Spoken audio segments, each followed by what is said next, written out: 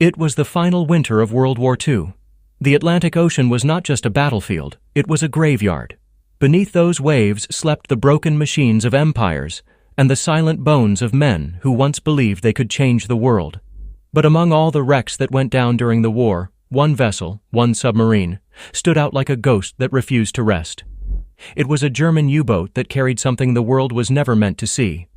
And when it vanished into the cold Black Sea in 1945, it took its secret with it.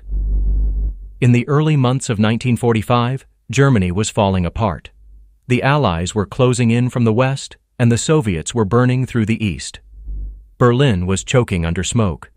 Yet, deep in the naval bases of Kiel and Hamburg, the Nazi High Command issued one last silent order, an order that had nothing to do with the front lines. It was called Operation Serpent.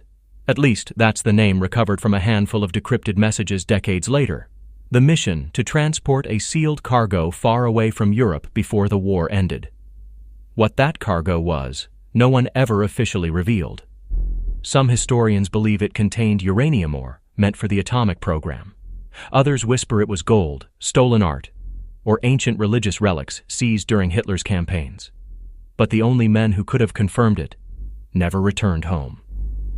The submarine assigned for the operation was U-523, commanded by Kapitänleutnant Erich von Heller, a 32-year-old officer with a reputation for ruthless precision. His crew of 42 men had already survived 4 Atlantic patrols. But this time, their orders were different. No radio communication, no surface contact, no recorded route. They were given a small metal crate, locked with triple seals and marked only with the Reich Eagle insignia. It was placed in the captain's quarters. Even von Heller wasn't told what was inside. The night before departure, a storm rolled across the North Sea. One of the dock workers later testified that he saw officers loading unusual cargo under heavy guard. Another man said he heard someone mention Argentina, a rumored escape route for Nazi officials. But within a few hours, the submarine was gone. Its final logbook entry simply read, "For the future of the Reich." Days turned into weeks, and U-523 never returned. The Kriegsmarine listed it as missing at sea. No wreckage, no distress signal, no trace.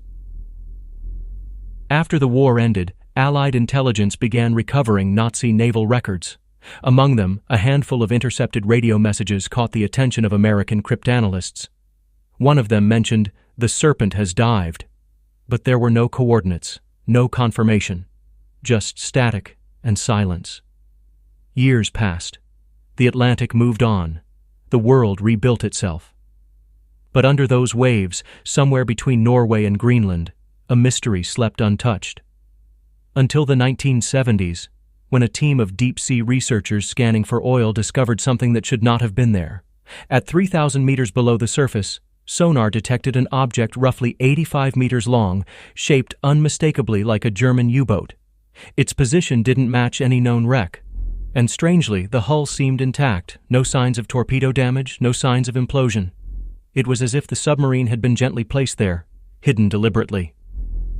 When the American survey vessel Argo 9 sent cameras down, the images were grainy, but enough to ignite a storm of speculation. The submarine's Nazi insignia was still faintly visible on the metal. The conning tower was sealed shut. But what shocked researchers most was the faint metallic reflection coming from inside the captain's quarters. Something was still there. Within days, the coordinates were classified by the U.S. Navy. Officially, the discovery never happened. The footage was archived, restricted to military research use only, but one of the technicians leaked a single frame, a blurry B. When the coordinates of U-523 were locked away in military archives, the world moved on. But not everyone forgot. Among those who couldn't let it go was Commander Alan Price, a U.S. naval intelligence officer assigned to the North Atlantic Division in 1974. He was the kind of man who didn't believe in coincidences.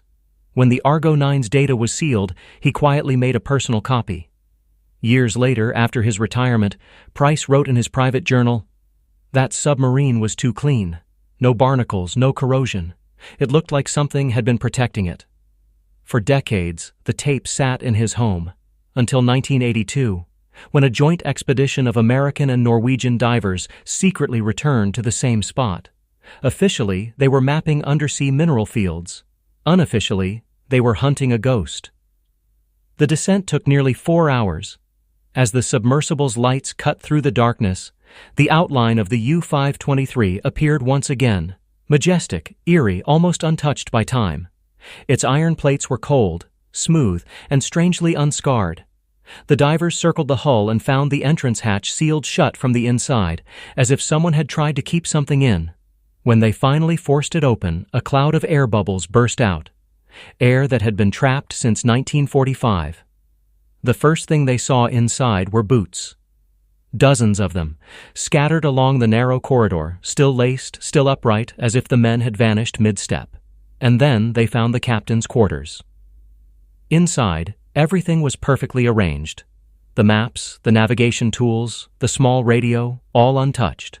But the captain's chair was empty. In front of it lay a metal crate, the same one witnesses saw being loaded before departure. It was still locked. But the diver's camera recorded something strange. The metal surface seemed to hum faintly under the sonar's vibration, not loud, but enough to be noticed. When the footage reached the surface, the U.S. command immediately shut down the operation. The divers were ordered to destroy their recordings. But 2 of them, Rasmussen and Keller, refused. They smuggled copies of the video out of the base and sold them years later to an independent researcher named Dr. Evan Marks, a marine historian obsessed with Nazi archives. Mark spent the next 7 years piecing together what he called the Silent Voyage. According to him, U-523's mission wasn't to escape to Argentina. It was to deliver a scientific package to an Axis base hidden in the South Atlantic. The purpose? Experiments linked to radiation and biological agents.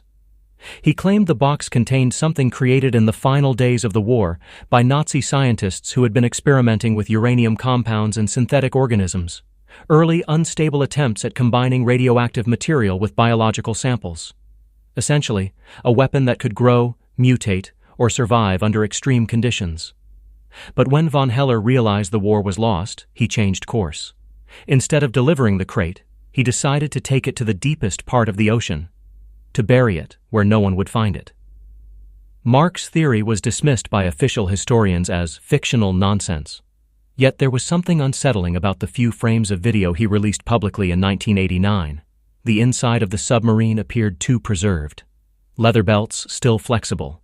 Papers still legible. Even the German flag pinned above the control room looked as if it had been folded yesterday. Something inside that submarine was preventing decay. In 1992, a small team of oceanic engineers from Iceland attempted to reach the same coordinates again. Their vessel, the Nordic Explorer, lost all communication 30 minutes after reaching the site.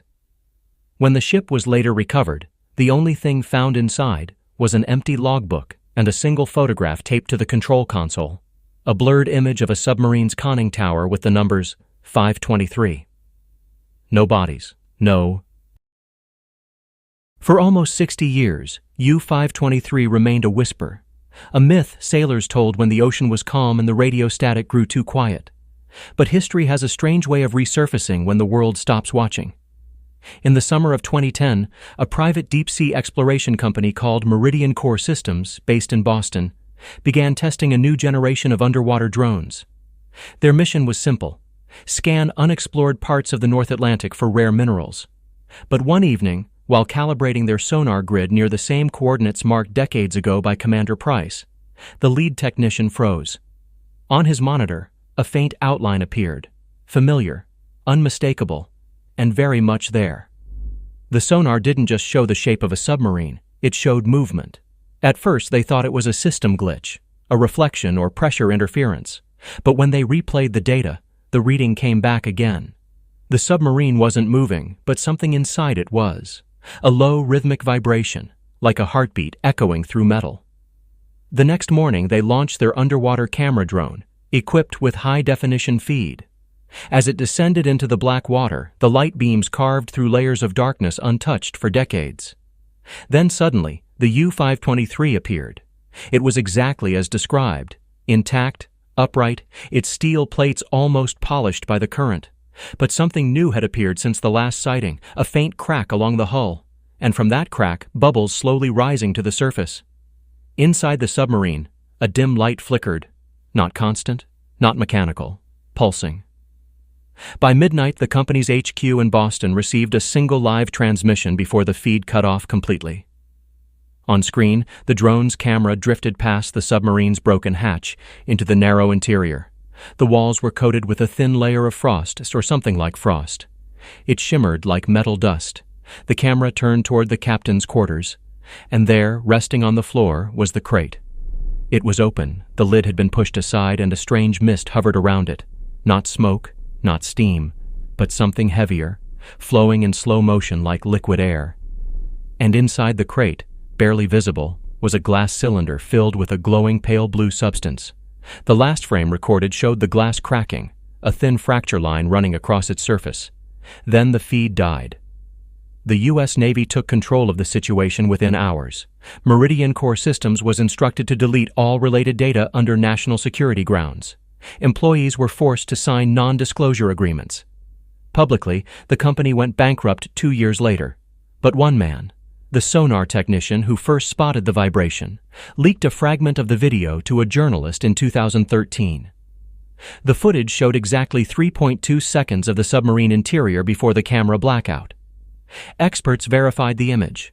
It matched the earlier frame of U-523, same dimensions, same marking. But one new detail sent chills through historians. On the captain's table lay a human hand, skeletal but still wearing a German naval ring, its fingers pointing toward the open crate. The journalist Michael Darden released a short exposé on the dark web titled "The Serpent's Heart." It was taken down within 48 hours. Darden disappeared soon after. His last known location was Reykjavik, Iceland. Only his laptop was recovered, left open in a hotel room, playing the same grainy loop of underwater footage. In 2016, an independent documentary filmmaker named Leah Turner began investigating the U-523 story for a project called Echoes of the Deep. She gained access to fragments of German naval logs recovered from Argentina in 1947. One page stood out. It mentioned Project Eisenlicht, Project Iron Light, a classified operation under the SS Science Division aimed at preserving material of non-human origin recovered in 1938. No one knew what that. In 2025, a classified joint expedition was launched under the name Operation Silent Tide. Officially, it was to study seabed magnetic anomalies.